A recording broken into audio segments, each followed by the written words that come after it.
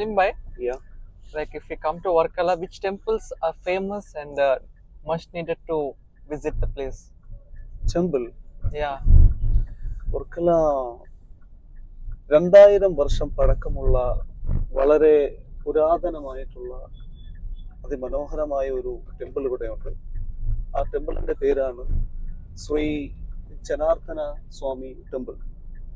അതിന്റെ അടുത്തായിട്ട് തന്നെ വർക്കല പാപനാശം എന്ന് പറയുന്ന ഒരു ബീച്ച് വരുന്നുണ്ട്. അവിടെ ഒരുപാട് വർഷങ്ങളായി നമ്മുടെ